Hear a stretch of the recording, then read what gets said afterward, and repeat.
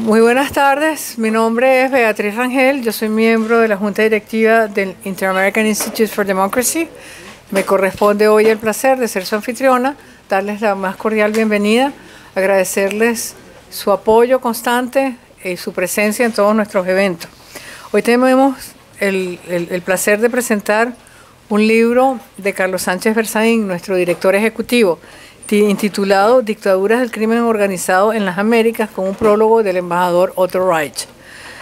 El programa que vamos a desarrollar trae un análisis de la distinguida politóloga y escritora María Teresa Romero, la presentación del libro por parte de nuestro presidente Carlos Alberto Montaner y, por supuesto, las palabras del autor Carlos Sánchez Berzaín. Vamos a dar comienzo dándoles la bienvenida y un poco comentando por qué para nuestro instituto es tan importante este libro. Nuestro instituto tiene varios meses trabajando en una idea fundamental para las generaciones futuras, que es cómo utilizar el marco institucional internacional para combatir de manera efectiva los retos que tenemos en el tema de defensa de la democracia y establecimiento de la seguridad y mantenimiento de la paz. Hemos llegado a la conclusión que el ordenamiento que heredó el mundo después de la Segunda Guerra Mundial es un ordenamiento que presupone está organizado de acuerdo con operativamente de acuerdo con unas unidades que son los Estados-Nación. Y los Estados-Nación tienen que tener control de su presupuesto, de su territorio, tienen que tener un control de su territorio. Pero los cambios tecnológicos y la nueva modo de producción internacional ha creado unos bolsones que le han permitido a elementos no estatales y criminales penetrar los Estados-Nación y hacerse de ellos. Ese es el caso, por ejemplo, en nuestro hemisferio, claramente de Venezuela, pero también está presente este proceso en países como Nicaragua y como Bolivia. Los otros países, felizmente, se han podido salvar de este proceso de deterioro. Estos Estados-Nación han sido penetrados por el crimen organizado, que es quien en este momento tiene las posiciones de comando. Carlos Sánchez Berzaín, en su libro, se ha dedicado no solamente a llevar el récord de esto, sino a decirnos cuáles son las salidas posibles ante este dilema, que es quizá la parte de mayor valor para todos nosotros. Nosotros vemos claramente, por ejemplo, las tres fases de la penetración del crimen organizado. La primera es, por supuesto, empieza un estado de excepción con la democracia, toda vez que se trata de estados que tienen unas estructuras institucionales muy rígidas, que no permiten una movilidad social importante, están abocadas a la extracción de renta y no a la creación de riqueza. Entonces se crean bolsones de pobreza que se van perpetuando, surge con el paso del tiempo una decepción con la democracia y las poblaciones empiezan a buscar un salvador. Una vez que encuentran ese salvador, entonces ese salvador que supuestamente viene a curar los males, lo que hace es fortalecer la corrupción y avanzar con un esquema que es el de destruir las instituciones y con dos intereses políticos muy claros, uno que es la perpetuación en el poder y el otro es de comenzar a penetrar todo el aparato del Estado con actividades delictivas. Se va viciando entonces hacia el orden institucional y el Estado de Derecho se deslegitima totalmente y se desdibuja.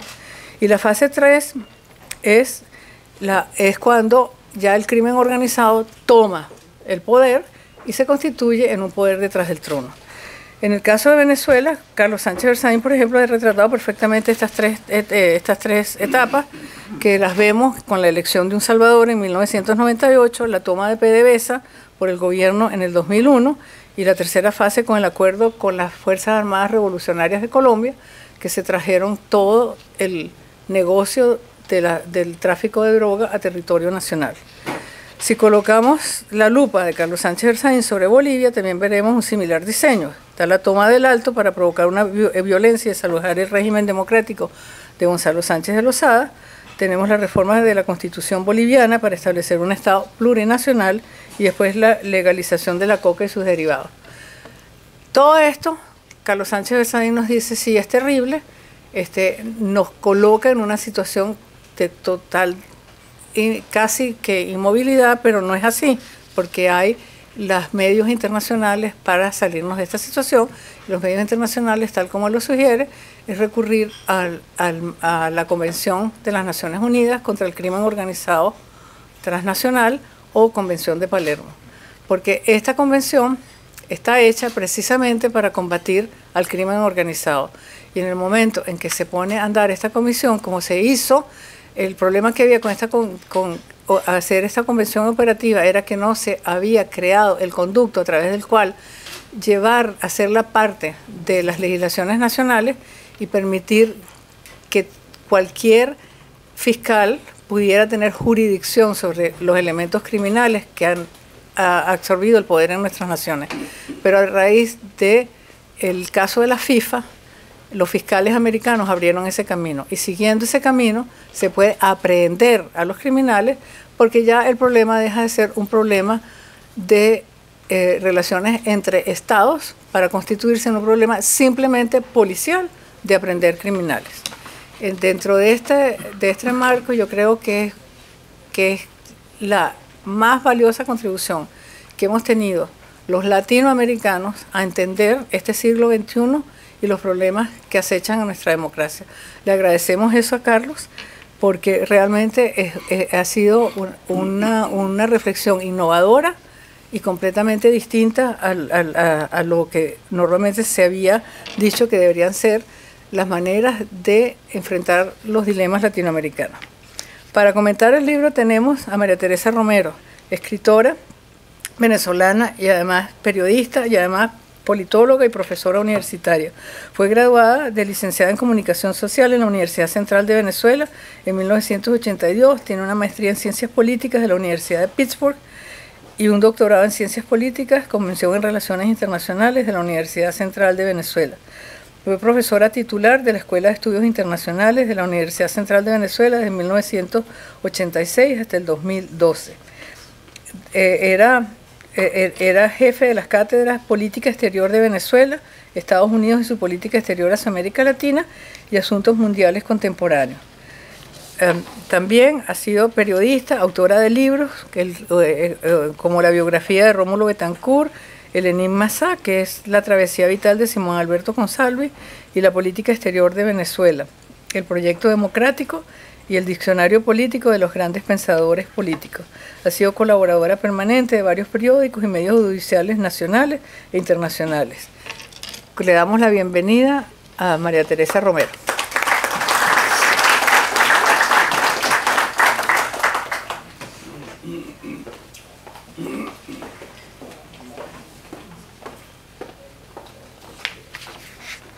Bueno, muchísimas gracias a ustedes principalmente que están aquí.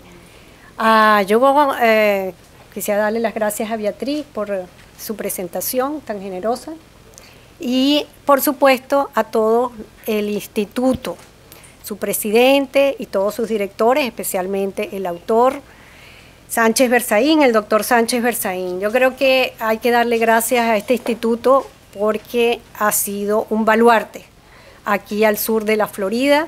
Hemos tenido en este instituto una permanente estudio, investigación de los sucesos en toda América Latina y también en Estados Unidos y Canadá.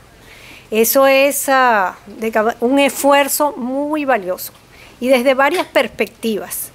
No hay semana que no tengamos buenas noticias del instituto en el sentido de un análisis nuevo. Y yo creo que eso hay que agradecerlo a todos los que estamos viviendo aquí, más aún los que estamos en una suerte de exilio.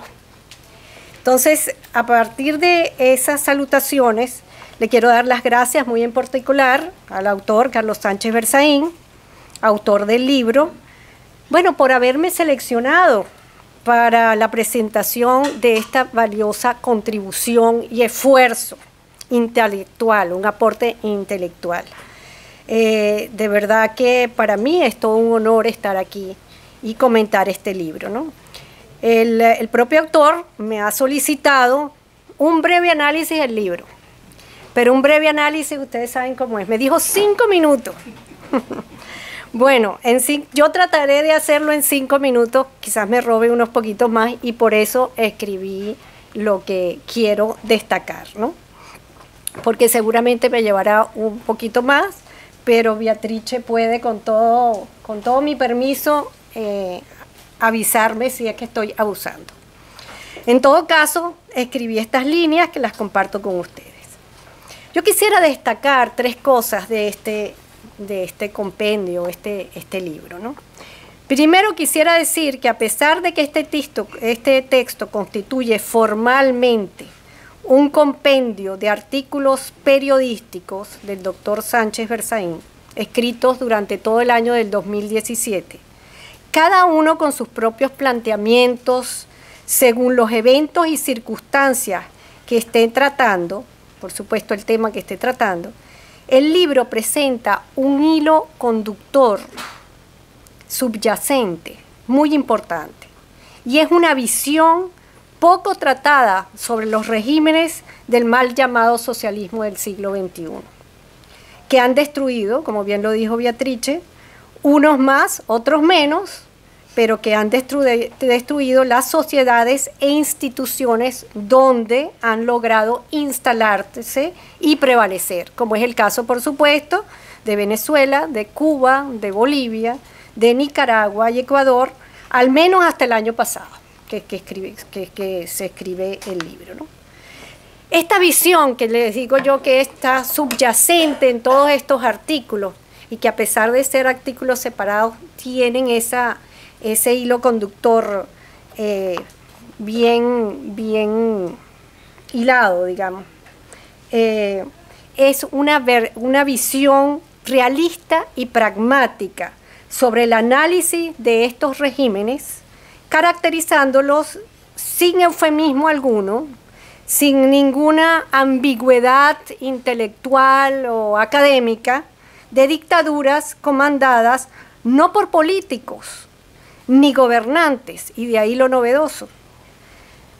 Ustedes dicen, siempre nos referimos a los gobiernos, bueno, son los políticos de oficio, de turno, sino por un grupo de delincuentes dedicado al crimen organizado. En esta visión prevalece en Sánchez Berzaín su faceta como analista práctico y además su experiencia ministerial. No olvidemos que fue ministro de Defensa, entre otras funciones públicas, y aquí prevalece, y no su experiencia, está presente por supuesto, pero no tanto su parte teórica y académica, que también la tiene muy importante, porque es también doctor en ciencia política.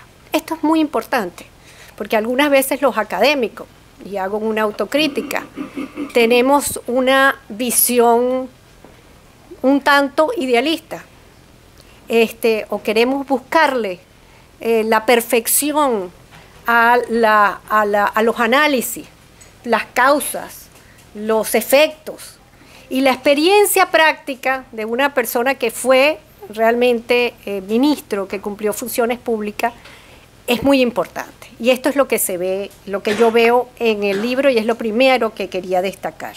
En mi opinión, los gobernantes de esos países, no solo, en mi opinión no, perdón, en la opinión del doctor Sánchez Berzaín, los gobernantes de esos países no solo han sido civiles o militares que llegaron al poder en forma legítima a través del voto democrático, siguiendo las reglas del Foro de Sao Paulo, que él lo explica bien.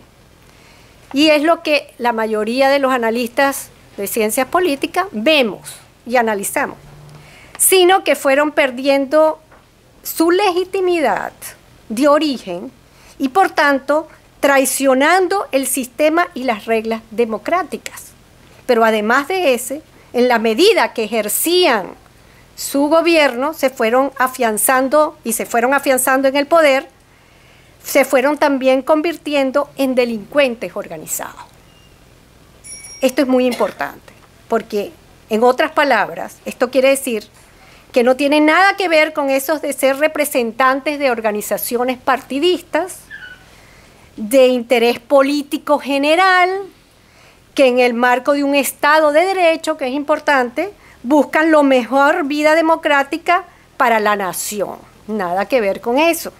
Todo lo contrario, son individuos que representan organizaciones delictivas que desgobiernan con fines particulares e ilícitos que buscan alcanzar objetivos de riqueza, poder y hegemonía mediante actividades como la corrupción, el narcotráfico, el terrorismo y otras más. La forma más acabada de dictadura criminal es el régimen venezolano actual. Por haber sido el primero de esta camada, por supuesto, porque Cuba en realidad fue la primera, pero digamos de estos autollamados socialismo del siglo XXI.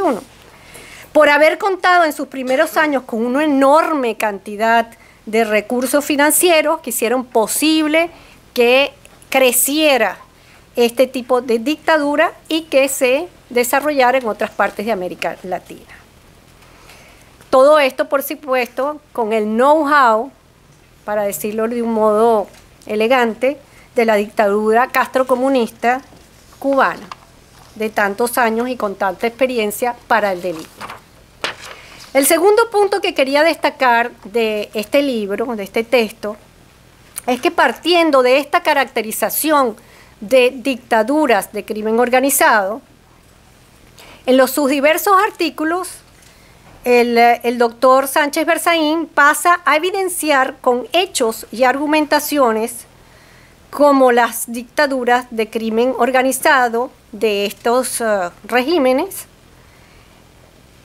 han desafiado y han debilitado el sistema interamericano democrático desarrollado tras la Segunda Guerra Mundial y en particular las tradicionales políticas de defensa y promoción de la democracia de los Estados Unidos y de la OEA, basadas en su Carta Fundacional de 1948 y, por supuesto, en la Carta Democrática Interamericana del 2001. Han sido un desafío permanente. Ha tratado por todos los medios de debilitarlo y, de hecho, lo ha hecho. Me salgo de aquí un poquito y recuerdo solamente que desapareció con el régimen o los años que estuvo Hugo Chávez en el poder, desapareció un organismo muy importante como fue la Comunidad Andina de Naciones, para decirlo menos. Y todo lo que ha pasado a través de la OEA y la creación de nuevas instituciones multilaterales. Pero además, Sánchez Berzaín va poniendo de manifiesto que esos desafíos que han puesto en jaque a las democracias y sus instituciones nacionales y sus reglas y entes multilaterales han sido logrados con novedosos instrumentos y estrategias.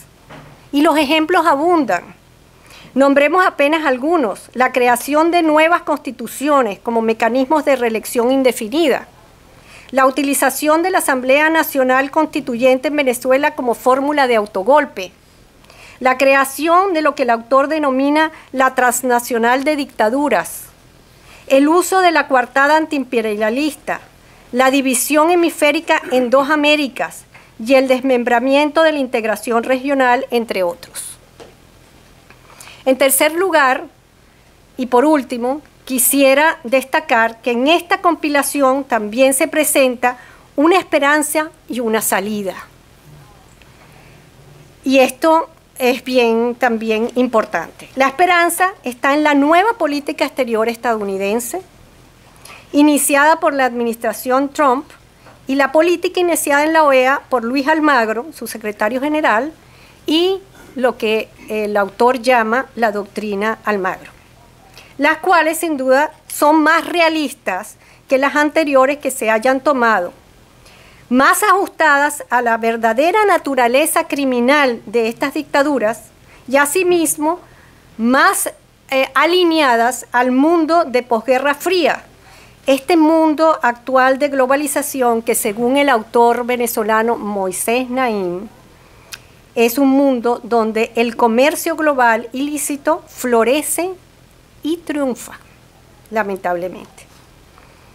Aunque las sanciones unilaterales a funcionarios delincuentes de la élite gobernante venezolana por parte de los Estados Unidos y los informes para examinar la situación de Venezuela por parte de Luis Almagro no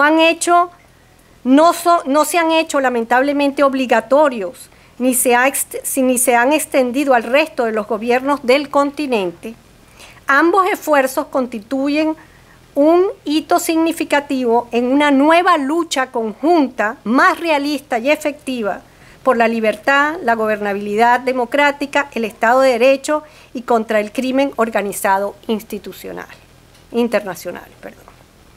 Y en cuanto a la salida, esas son las dos esperanzas. No es que van a solucionar el problema, pero es por lo menos un cambio de lucha, por fin, que hay un movimiento en la OEA y en la política exterior norteamericana.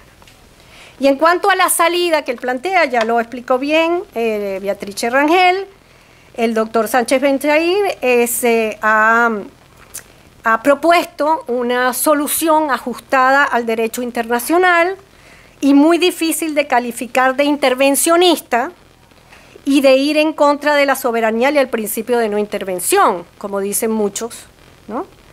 Porque se trata de la Convención de las Naciones Unidas contra la Delincuencia Organizada Transnacional, o más coloquialmente conocida como la Convención de Palermo, que se encuentra vigente para Venezuela y otros países del mundo y que puede ser invocada por un gobierno democrático miembro de la ONU. Entonces, esto, con otras acciones de presión, hacen mucho más, digamos, o por lo menos nos hacen ver una vía. Porque el problema que habíamos visto hasta ahora, que se estaban utilizando las mismas estrategias e instrumentos que el pasado. Y estas dictaduras estaban haciendo y desafiando, como ya dije, pues todo lo establecido. Y jugando con esas mismas reglas, que es lo peor, ¿no? Jugando. Entonces, como que no se ve. Por supuesto, ustedes me dirán, ¿y la voluntad política? Y la voluntad política, cierto, eso es lo primordial. Una cosa es plantear intelectualmente y políticamente ciertas esperanzas y salidas, y otra es que los políticos, sobre todo los gobernantes de todo el hemisferio, tengan la voluntad política, especialmente mancomunadamente, conjuntamente, de aplicar estas nuevas estrategias, sobre todo la de Palermo y de la Convención de Palermo y otra. Muchas gracias.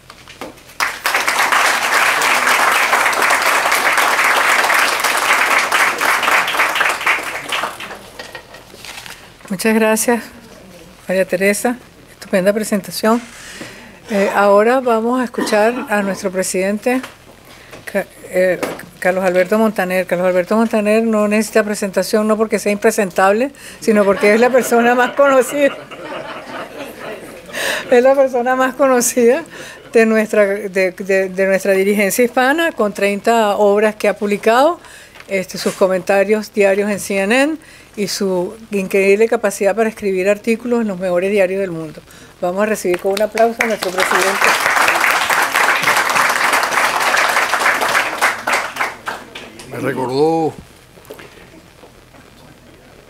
Beatriz me recordó una frase que le escuché en Nicaragua, una cosa muy buena, que se referían a una persona como el incalumniable.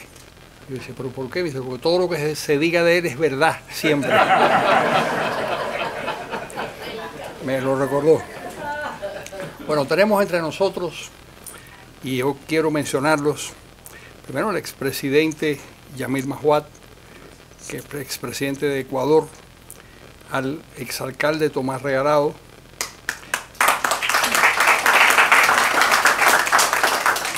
al ex embajador Manuel Rocha,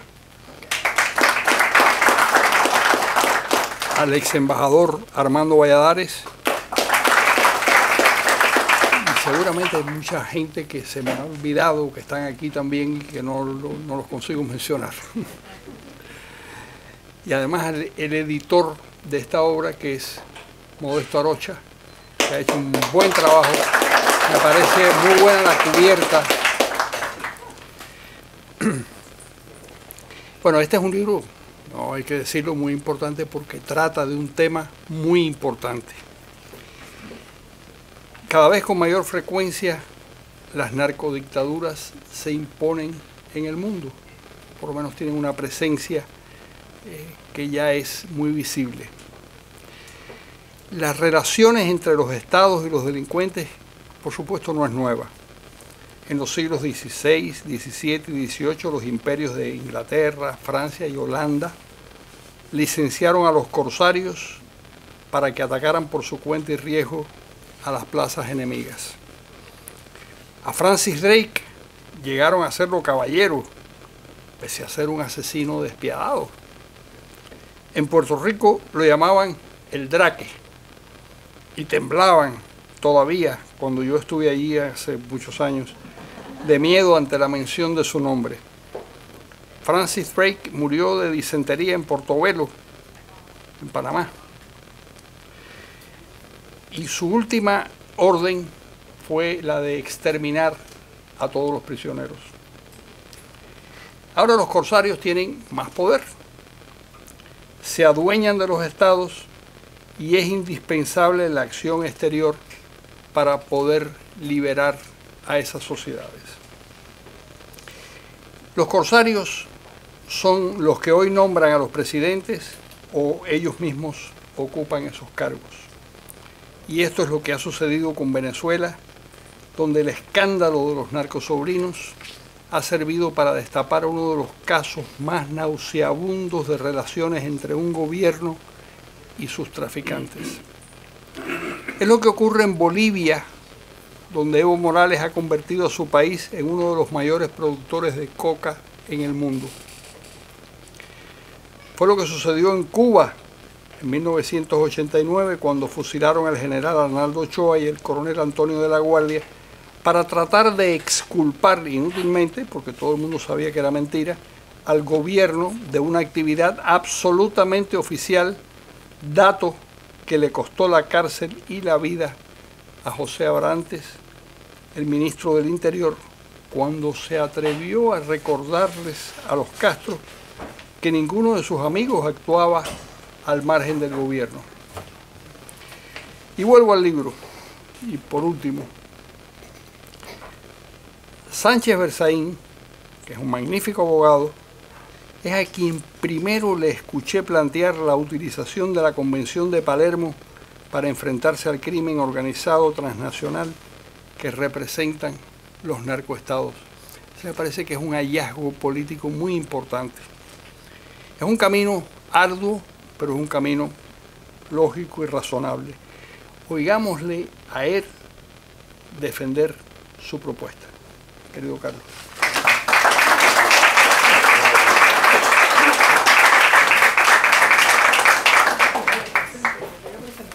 Bueno, dale.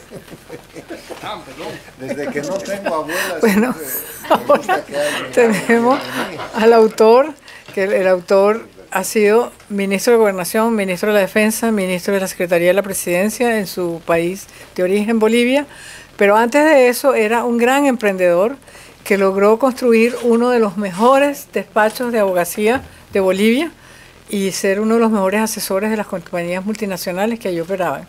Carlos es también doctor en ciencias políticas y se ha dedicado muy buena parte de su tiempo a hacer algo muy importante, que es hacer de mentor de las nuevas generaciones de políticos jóvenes latinoamericanos que buscan defender la democracia y la libertad. Bienvenido, Carlos, y esperamos que tu interpretación de tu propia obra. Gracias. Gracias.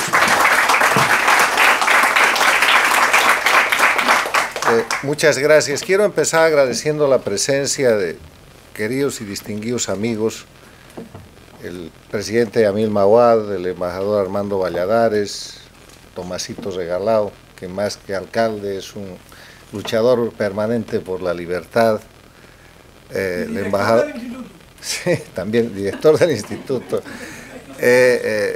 mi amigo Manuel Rocha, el presidente del Tribunal Supremo de Justicia de Venezuela en el exilio, nuestro distinguido jurisconsulto venezolano Martín, la presencia del exilio boliviano, los amigos de Panamá, de Nicaragua, la gente obviamente de Cuba, Venezuela, de América Latina, de esa América Latina que se concentra en un centro que empieza siendo centro de exilio y que luego se convierte en centro de pensamiento y que ahora es el centro de proyección para recuperar la libertad.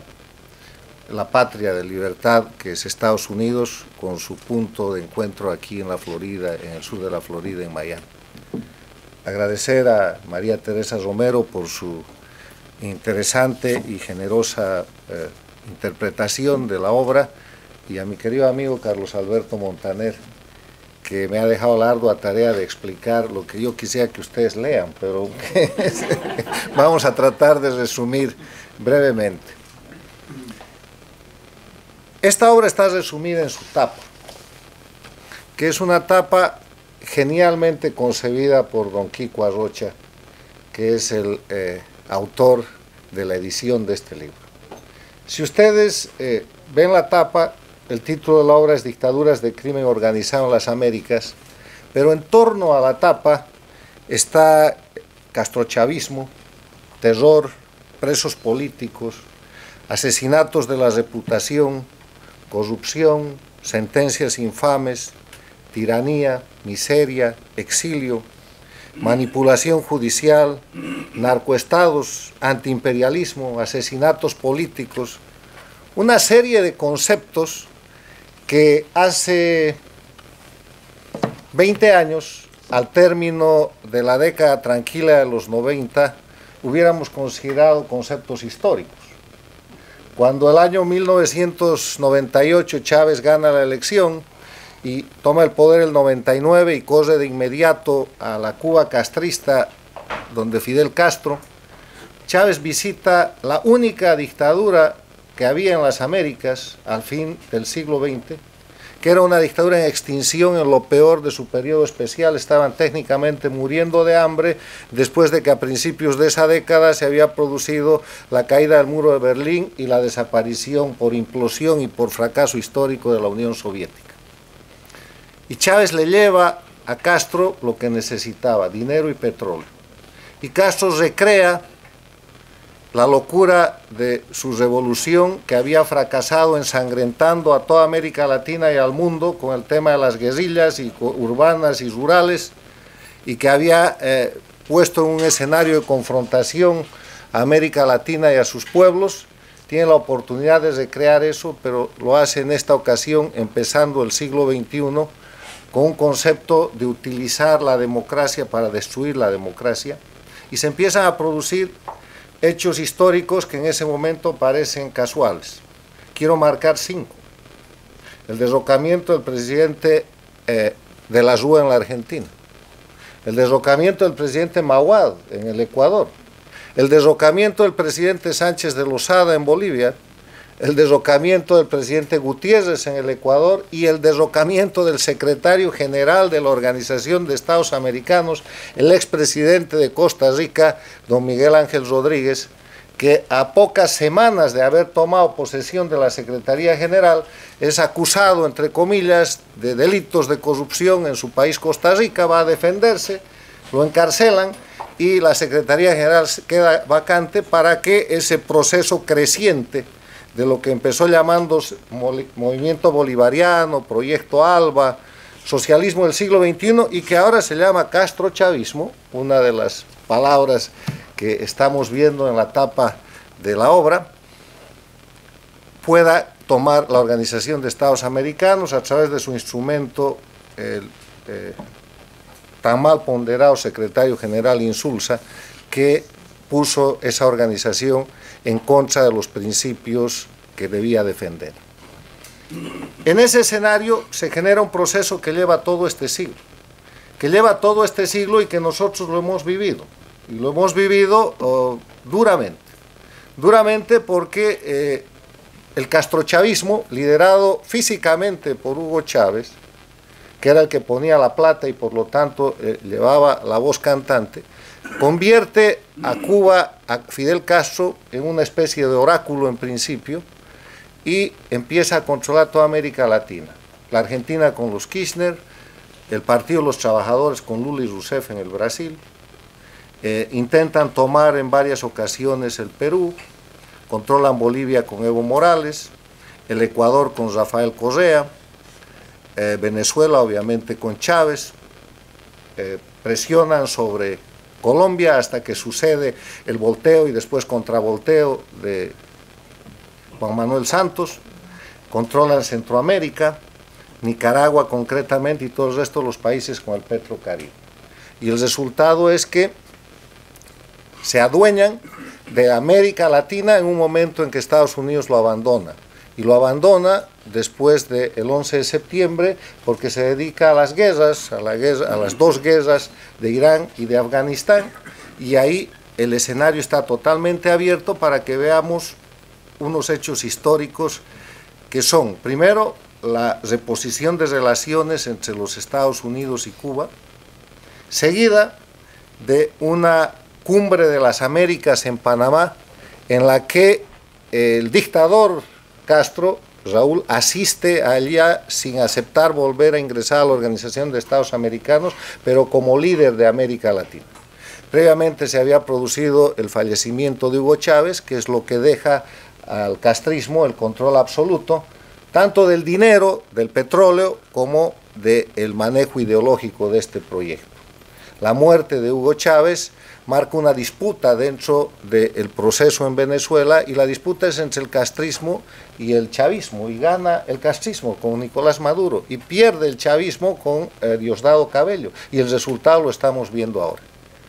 Avanza la historia y América Latina tiene su eje central de mando político en La Habana, y el reconocimiento heroico de aquella situación es la visita del presidente Obama a La Habana, con un muy buen discurso, pero con efectos políticos terribles, y empieza paralelamente a eso que es el cenit del poder castrista en las Américas, que nadie hubiera soñado, además de no democrático, sino con el crecimiento de dictaduras, porque esta historia es el proceso no del respeto de la democracia, de la lucha por los pueblos, de la liberación de los pueblos, del mejoramiento de la condición económica de los ciudadanos, de la lucha contra la pobreza o de la desaparición de la miseria, todo lo contrario. Es la historia de la construcción de dictaduras que dan por el traste a cualquier esperanza de los sectores populares y que se caracterizan en ser absolutamente corruptas hasta llegar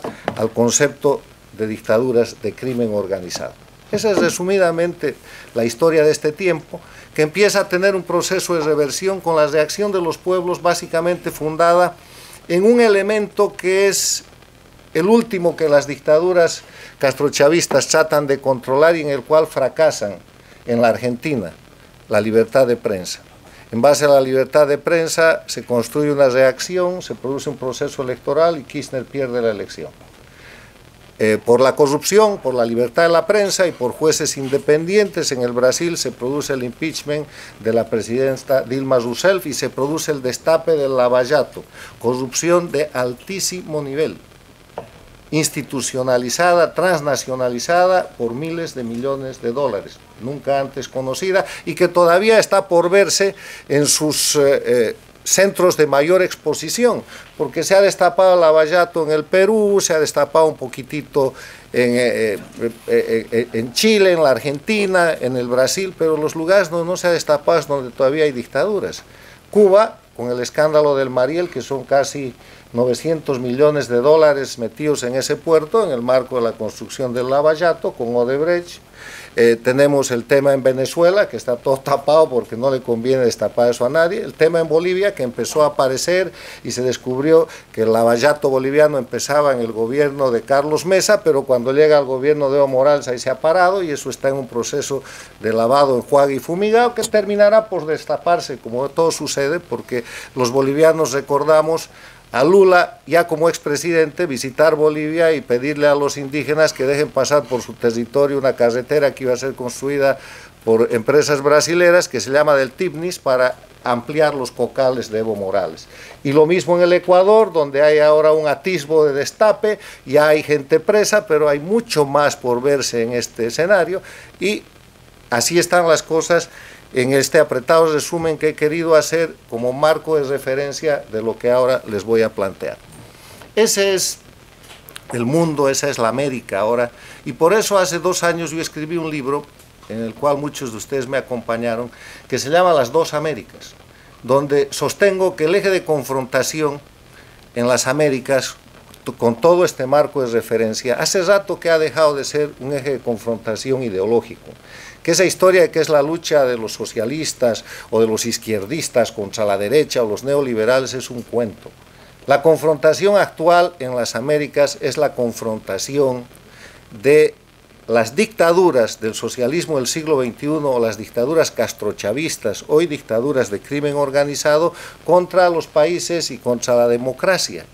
Y es un proceso en el cual en principio estaban ganando las dictaduras y eso se ha revertido, y la prueba más elocuente de esa reversión ha sido la última asamblea de la Organización de Estados Americanos en Washington DC hace unas 3 o 4 semanas, en la que al fin una mayoría de países americanos le ha puesto el señalamiento a Venezuela de que es una dictadura y ha empezado la defensa de los principios y valores que siempre han sostenido nuestras sociedades: la libertad, el respeto a los derechos humanos, la tolerancia a la propiedad privada, el derecho al debido proceso legal, la presunción de inocencia, todos esos principios que han sido ignorados por estos regímenes con un solo propósito: controlar indefinidamente el poder. Así como hablo de Venezuela, puedo hablar de Nicaragua, puedo hablar de Bolivia, puedo hablar de Cuba, o puedo hablar en su momento de los procesos que vivió el Ecuador durante los 10 años terribles de Rafael Correa, que se instituyó prácticamente en un dictador de los socialistas del siglo XXI, o de los procesos que se expandieron en varios países de Centroamérica. Pero para evitar hacer particularizaciones, yo quisiera dar algunos hechos que son notas características de estos regímenes. Primero, no se respeta ninguno de los elementos esenciales de la democracia, y por eso son dictaduras. No se respetan los derechos humanos, no hay división e independencia de los poderes públicos, controlan todo el poder. Y cuando no pueden controlar todo, lo exilian. Aquí está el Tribunal Supremo de Justicia de Venezuela en el exilio, porque no lo pueden controlar.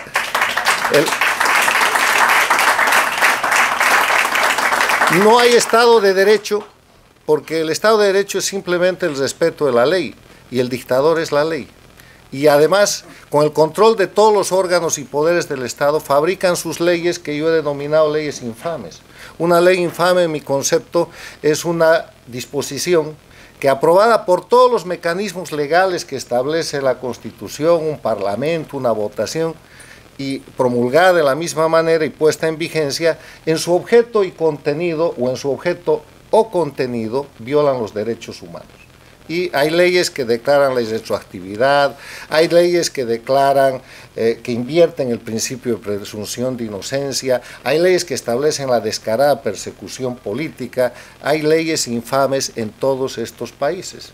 Y por eso, con esas leyes infames y a través de jueces infames que aplican eso, pueden mantenerse en el gobierno. Y un ejemplo importante es lo que acaba de hacer Evo Morales en Bolivia, que después de haber perdido el referéndum del 21 de febrero de 2016, que le impide seguirse reeligiendo indefinidamente, lo mismo que hizo Hugo Chávez el año 2008, ha agarrado, ha ido a su Tribunal Constitucional, ha planteado una demanda y el tribunal ha declarado que Evo Morales tiene el derecho humano, consagrado disque por la Carta de San José de Costa Rica, que es la Declaración Interamericana de Derechos Humanos, de presentarse indefinidamente a las elecciones.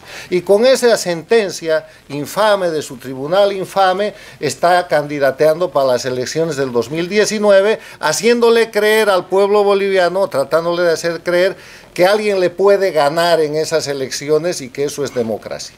Así, pero Bolivia está atrasada en la agenda porque esto ya pasó en Venezuela el 2008, el 2010, el 2012 y acaba de volver a pasar con la constituyente de Nicolás Maduro.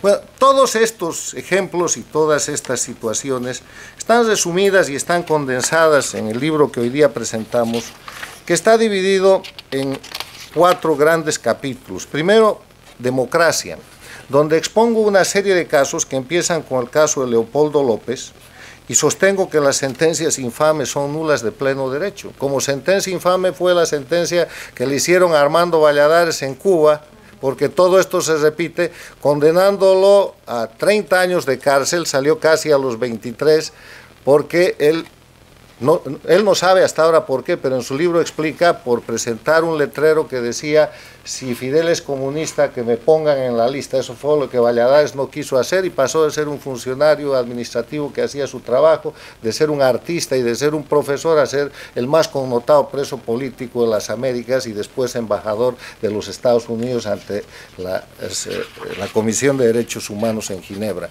Eso que se vivía hace 40 años en Cuba, se ha vuelto a vivir en las Américas, y tenemos a Leopoldo en Venezuela, y tenemos otro Leopoldo en Bolivia que también es preso político, y tenemos cantidad de civiles y militares que por defender la democracia hoy día están en las cárceles de las dictaduras. Hay un segundo capítulo que habla de las dictaduras del castrochavismo en las Américas y que enfoca la descripción de casos como los que acabo yo de presentar.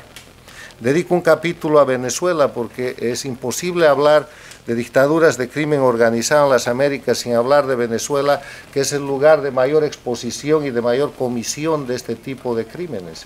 Después dedico un capítulo a Bolivia, donde hay un contenido en el cual es importante revisar algo que yo vengo sosteniendo, y es la nulidad de la constitución política del Estado plurinacional. Ustedes saben que en Bolivia, entre el año 2008 y 2009, Evo Morales hizo su propia constitución, no sin la ayuda de una oposición funcional que en ese momento controlaba 14 de los 27 miembros del Senado y que estuvo de acuerdo con Evo Morales para aprobar el nuevo texto constitucional, con la promesa bajo cuerdas en documento privado de que Evo se iba a reelegir continuamente solo una vez.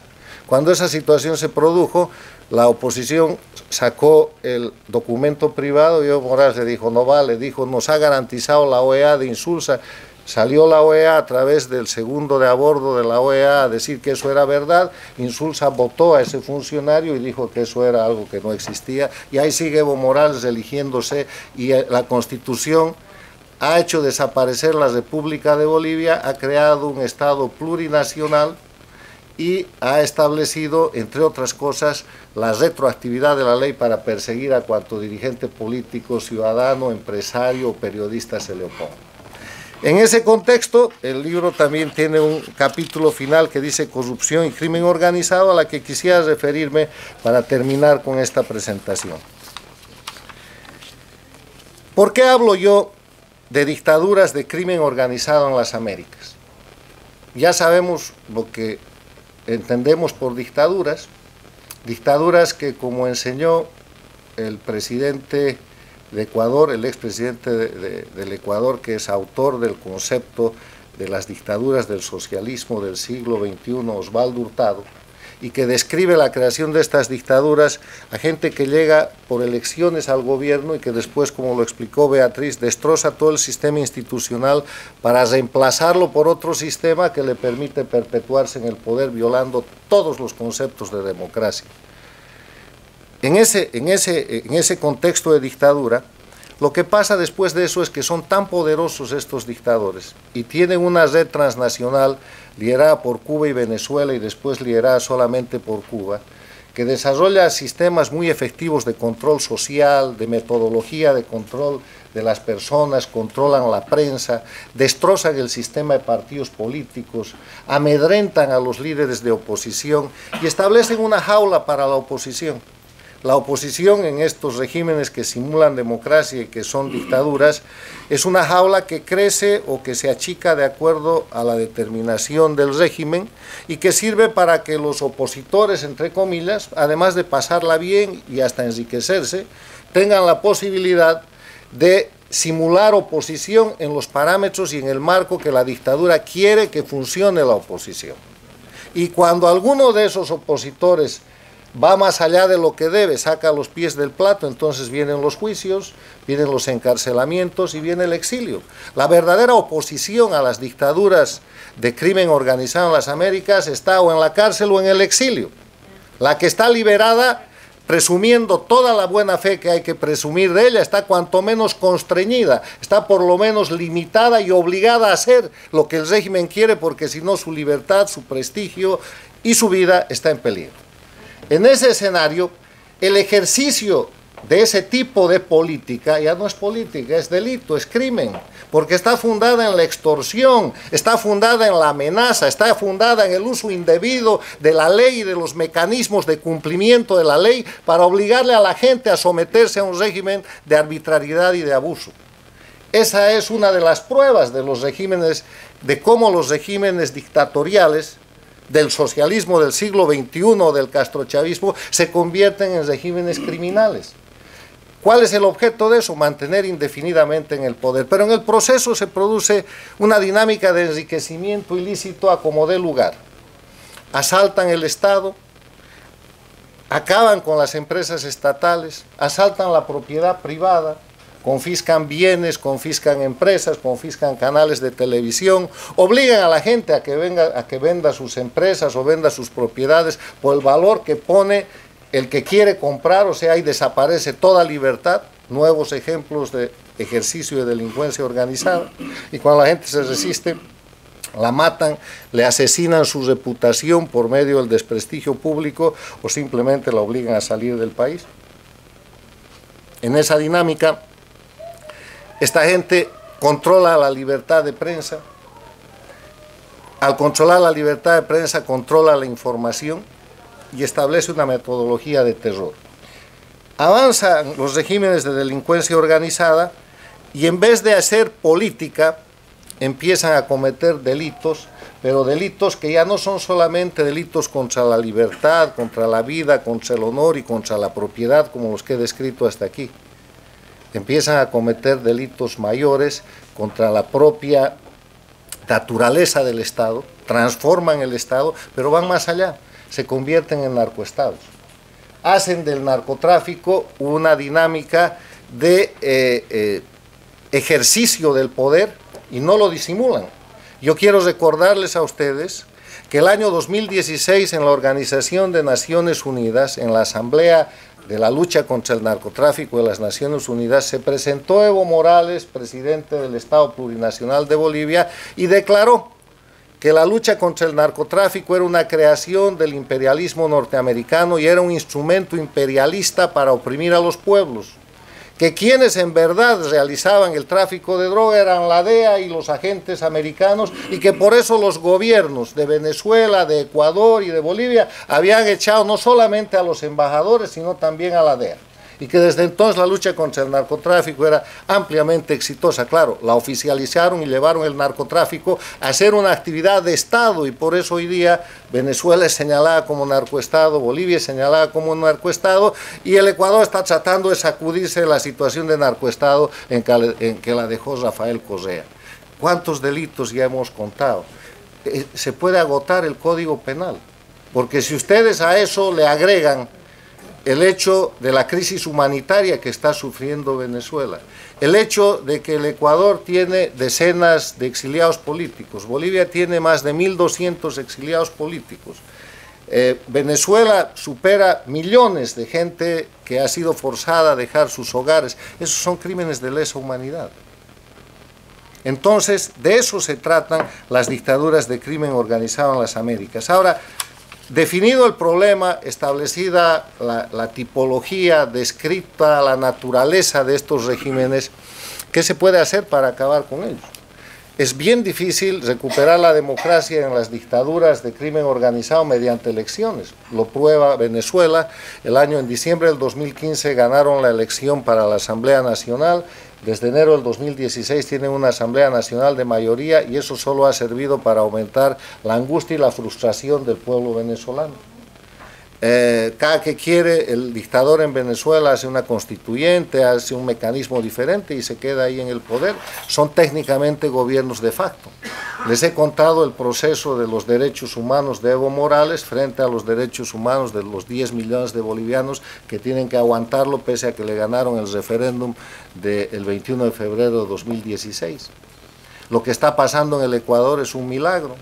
Es un milagro porque Lenín Moreno parece que en algún momento, al llegar a su mandato, se da cuenta que Rafael Correa, cuyo delfín es Lenín Moreno, lo quería ahí solamente para ganar la elección con su buena imagen y lo más rápidamente posible reemplazarlo con el vicepresidente Glass.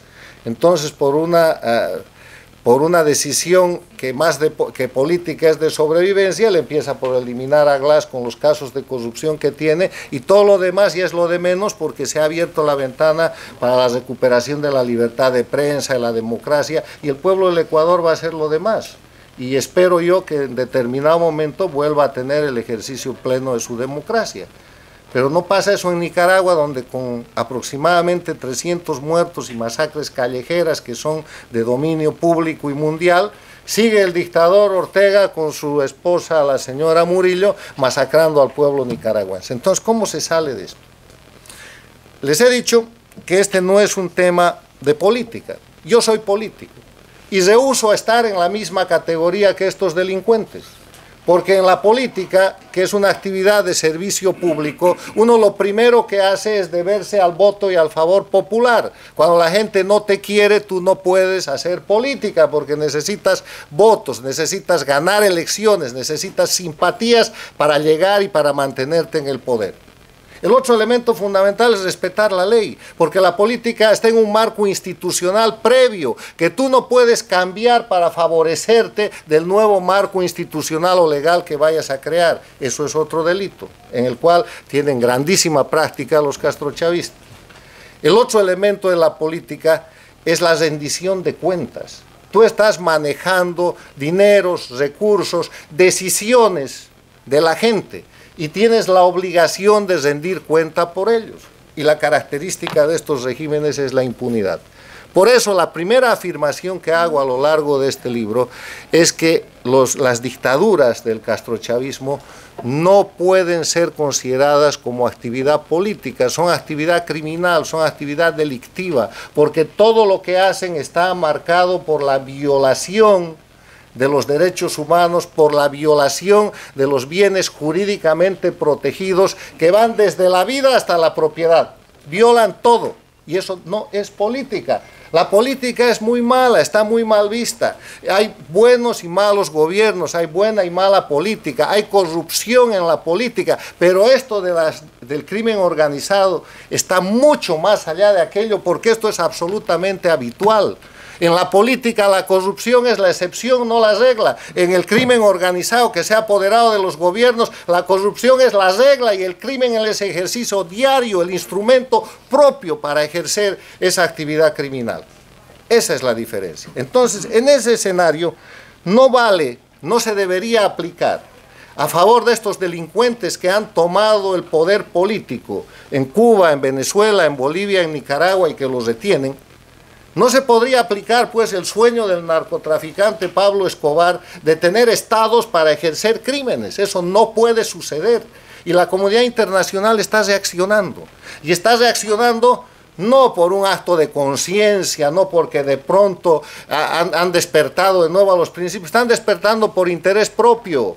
Porque entre Bolivia y Venezuela como narcoestados, con la droga producida en el trópico de Cochabamba por Evo Morales y sus sindicatos y la producida por las FARC en Colombia, están destrozando las sociedades de América Latina, están inundando de cocaína las juventudes de Chile, de Brasil, de Perú, de la Argentina y obviamente de los Estados Unidos, porque han declarado el narcotráfico como un instrumento de lucha contra el imperio norteamericano. Están reaccionando y tienen que reaccionar por interés propio, porque les va la vida. Están amenazados por estas dictaduras que están dispuestas a hacer lo que sea por mantenerse indefinidamente en el poder, por seguir haciendo sus negocios criminales y por crecer.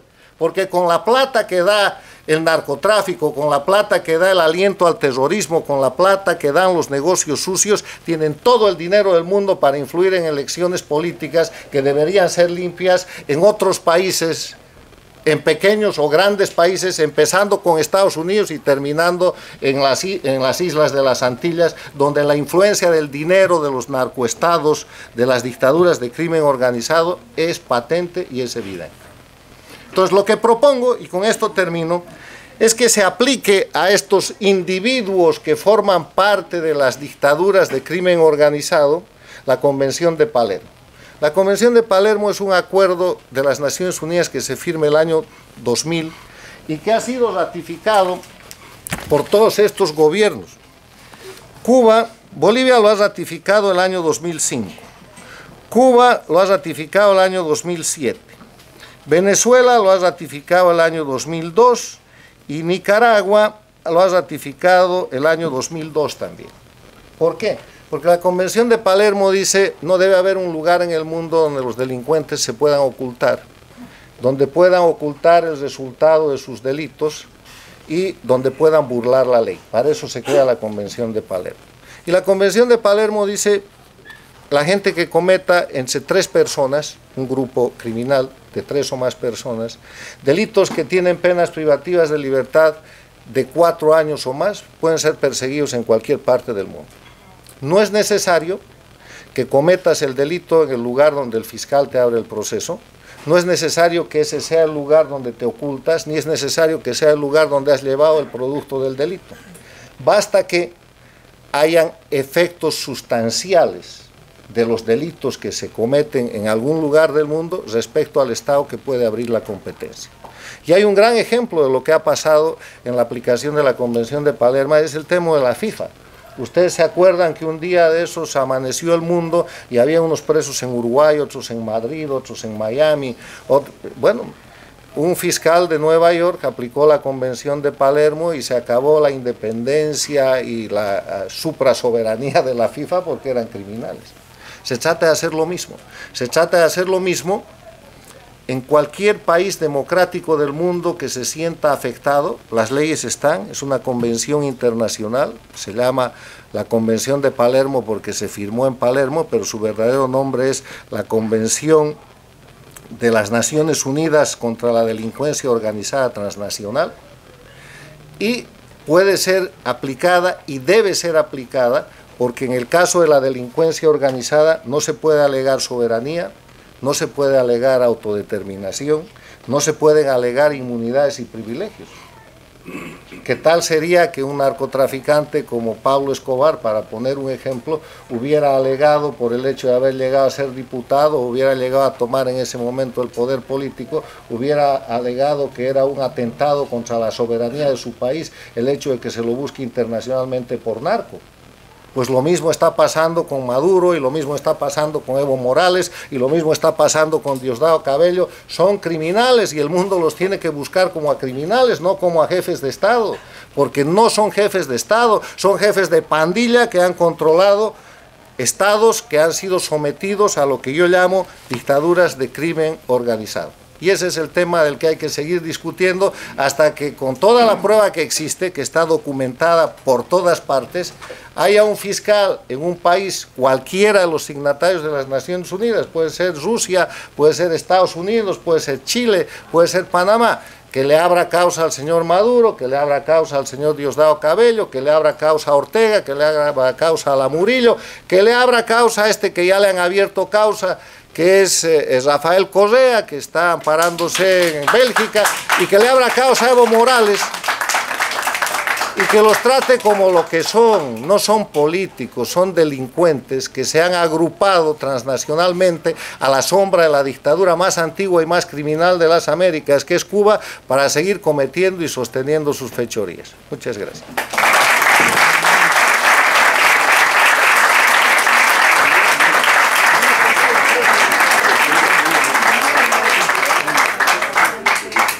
Bueno, con esta clase magistral que nos ha dado Carlos, nos despedimos, pero me estoy enterando. Entonces, bueno, no sin antes darles las gracias por su constante apoyo al instituto. Esta es la Casa de la Democracia y la Libertad, está abierta para todos. Y bueno, entonces ahora, de acuerdo con nuestro director ejecutivo, vamos a disfrutar de un vin d'honneur. Gracias. Voy a comprar el libro.